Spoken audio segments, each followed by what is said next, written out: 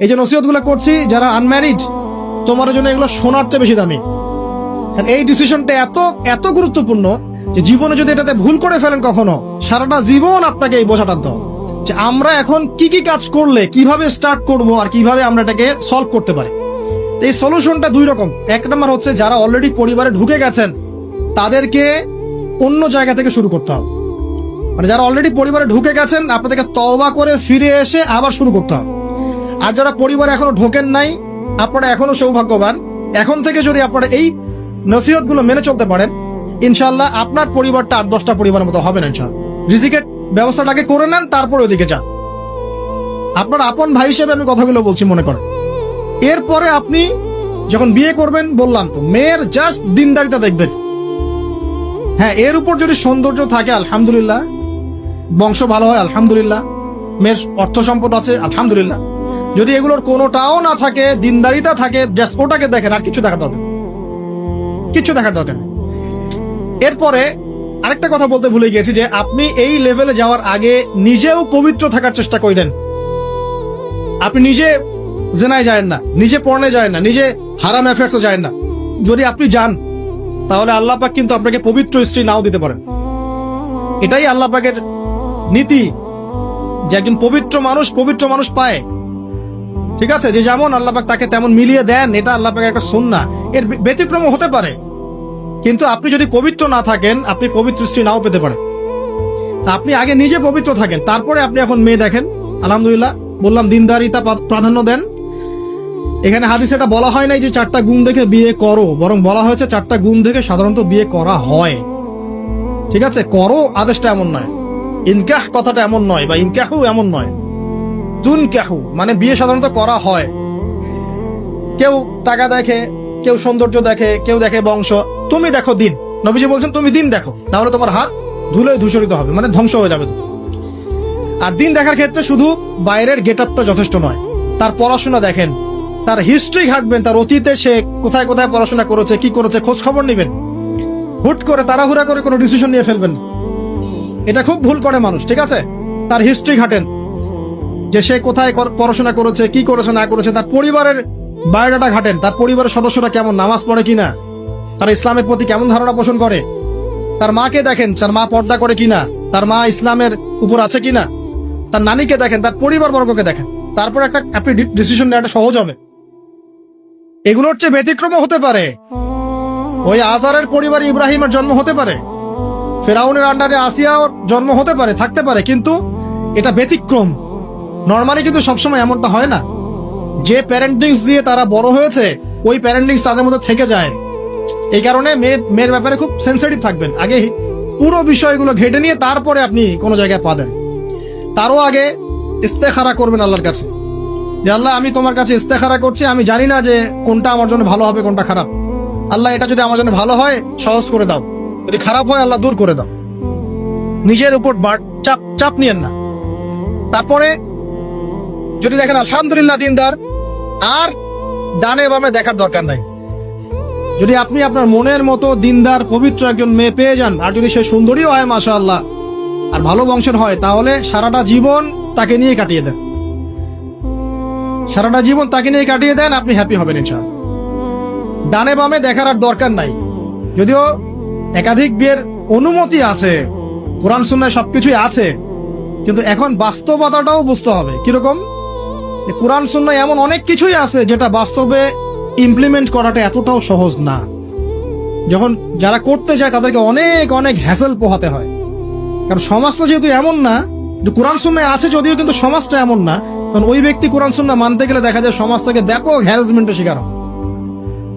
যদিও এটা তার দোষ না, এটা আল্লাহ পাক তাকে হয় পরীক্ষা করছেন, অথবা এই ওসিলা তার গুনাহ মাফ করবেন। কিন্তু নর্মালি যেটা চলছে, এখানে আপনি আপনার বেস্টটা নেন, যেটা অপশনাল সেদিকে যাওয়ার দরকার নেই। এটা আমার নসিহত। কারণ সবার ওই শক্তি সামর্থ্য থাকে না যে সবকিছু সুন্দর মতো টাইটলি হ্যান্ডেল করতে পারে। আর বলা যত সহজ, করার ব্যাপারটা এতটাও সহজ নয়। সো আর এই তো জেনারেশনের মেয়ের তো দেখছেনই, পান থেকে চুন খসলেই দেখবেন যে বিশাল তুল কালাম হয়ে যাচ্ছে। তো যদি আপনাকে আল্লাহ পাক আপনার পবিত্রতার কারণে, আপনার ঈমান আমলের কারণে খুশি হয়ে এমন একজন দিনদার, নেককার, পুণ্যবতী সুন্দরী সুশ্রী স্ত্রী দিয়ে দেন, আর ডানে বামে কখনো দেখবেন না, একদম তাকে নিয়ে পুরো লাইফটা কাটিয়ে দিন। ঠিক আছে? এরপরে দোয়া করবেন আল্লাহর কাছে, আল্লাহ এটার মধ্যে কল্যাণ বরকত দান করুন। বিবাহের ক্ষেত্রে আপনি মোহরটাকে কম করবেন। আপনি মোহর মানে মেয়েদেরকে বলছি, মেয়ের বাবাদেরকে বলছি, সামর্থ্য অনুযায়ী করবেন। ছেলের সামর্থ্য অনুযায়ী করবেন, তার উপরে বোঝা চাপিয়ে দিবেন না। কিয়ামতের আলামতের হাদিসে আমি এটাও পড়েছি, শেষ জামানায় মোহর অনেক বেশি করা হবে, দেওয়া হবে কম। হয় না এমন? আর বাকি আছে আলামতের কিছু। তো ওই চিটারির মধ্যে নাই। আপনি বলছেন 1 লাখ, 1 লাখ আমি দিব নগদ, ব্যাস নগদ। বলছেন 5 লাখ দেওয়ার সামর্থ্য আছে আমার, 5 লাখ দিব, যে নগদ শেষ, পরে মাফ নিয়ে নিব, এইসব বার্গেনিং আপনি নাই। আর এখনকার বিবাহগুলো দেখলে মনে হয় যে মেয়ের বাবা ছেলেকে বিক্রি করছে, আর ছেলের বাবা মেয়ে কিনছে। সবচেয়ে বেশি মোহর দেখা যায় যে চিটাগাং এরিয়ার দিকে আর কি। এবং আপনি জানেন কি না, সবচেয়ে বেশি বিবাহ বিচ্ছেদ ওই জায়গায় বেশি। বাংলাদেশে বিবাহ বিচ্ছেদ দেখা যায় যে প্রতি 24 ঘন্টায় দেখা যায় 28টা 29টা বাংলাদেশে। হ্যাঁ, শুধু তাই না, আমি দেখলাম যে 10 লক্ষ মেয়ে অতিরিক্ত আছে পুরুষদের তুলনায় সমাজে ঘুরে বেড়াচ্ছে, স্বামী নাই। 10 লক্ষ মেয়ে। এবং এই ডিভোর্স দেওয়ার ক্ষেত্রে দেখা গেছে যে মেয়েদের প্রবণতা বেশি। 70% মেয়ে ডিভোর্স দিয়েছে, ছেলে দেয় নাই। 30% ছেলে। তাহলে মেয়েদের সাইকোলজি চিন্তা করেন। ও মনে করছে আমি তো এখন শিক্ষিত হয়ে গেছি, তোমাকে আমার দরকার নাই, আমি চাকরি করে খাবো। খুব বেশি শিক্ষিত দরকার নাই আপনার, দিনী শিক্ষা আছে কিনা ওটা দেখবেন। ফ্যামিলিস্ট মেয়েদেরকে নেওয়ার দরকার নাই, আপনি নিবেন ইসলামিক অনুশাসনে চলে এমন মেয়ে। এরপর যখন পরিবার স্টার্ট হবে, আল্লাহর কাছে বরকত চাবেন, বিয়েটা সহজ করে নেবেন। যে বিয়েতে খরচ যত কম, সেই বিয়েতে আল্লাহর বরকত তত বেশি। হাদিস। অলিমা হবে, মাশাআল্লাহ, আপনার বিবাহিত জীবন মোবারক হোক, দোয়া করি। এরপরে দেখবেন উভয়ের মাঝখানে আল্লাহ পাক আপনাদের মাঝখানে ভালোবাসা ঢালবেন ইনশাআল্লাহ। সূরা রুমের মধ্যে আল্লাহ পাক বলেছেন, ওয়াজআলা বাইনাকুম মাওয়াদ্দাতা ওয়া রাহমা। আমি আল্লাহ স্বামী স্ত্রীর মাঝখানে ভালোবাসার ভ্রাতৃত্ব ঢেলে দিয়েছি। এটা আল্লাহ পাকের একটা আয়াত, নিদর্শন। এই ঢেলে দেওয়া মানে কিন্তু আবার সেই ঢেলে দেওয়া নাই। কথা কি বুঝতে পারছেন? আচ্ছা, তারপরে আসেন, এবার আপনি পরিবার গঠন করেছেন। এখানে আমি কয়েকটা কথা বলি যে উভয়ের মাঝখানে খুব চূড়ান্ত লেভেলের ভালোবাসা এটাই যথেষ্ট নয় পরিবার সুখী হওয়ার জন্য। পরিবারের মধ্যে এখন থাকতে হবে সলাত। কি থাকতে হবে ভাই? সলাত। পরিবারে থাকতে হবে কোরআন, পরিবারে থাকবে সুন্নাহ, পরিবারে থাকবে ইসলামী অনুশাসন, পরিবারে থাকবে খাস পর্দা। আপনার বউকে মানুষ দেখেই নাই, এরকম পর্দা। আরে কাপড় খোলা তো অনেক দূরের কথা, আমার এমন স্ত্রী আপনার স্ত্রীকে দেখেই নাই মানুষ। বাধ্য না হলে সে বাইরেই আসবে না। বাধ্য হয়েছে, আসছে। মাহারাম আছে, মাহারাম সাথে আছে, এখন বাইরে আসছে। আপনার স্ত্রী ওই মানুষের বাসায় গিয়ে রাত কাটাবে না, এমনকি মানুষের বাসার টয়লেটে গিয়েও যেন সে কাপড় না চেঞ্জ করে। কারো বাসায় গিয়ে স্ত্রীকে রেখে দিয়ে আসবেন না, যে অপরিচিত কারো বাসায় স্ত্রীকে রেখে আপনি কোনো কাজে গেছেন, যাবেন না, এটা করবেন। আপনার কাছে মনে করেন একটা কোহিনূর হীরা আছে, মনে করেন যেটার মূল্য ধরেন যে লক্ষ কোটি ডলার। এটা আপনি কি যত্রতত্র ইউজ করবেন, নাকি আপনি খুব যত্ন করে আপনার ভিতরে আগলে রাখবেন? কোনটা? ইসলাম এভাবে নারীকে সম্মানিত করেছে যে তারা আমাদের কাছে এত বেশি প্রেশিয়াস যে আমরা এভাবে যত্ন করে ওদেরকে ঢেকে রাখি। কথা কি বুঝতে পারছেন? আর তোমাদের কাছে মেয়েদের দাম নাই, তোমরা ল্যাংটা হয়ে করো, তোমাদের কে বাধা দিয়েছে? ঘুরছেও তো তাই।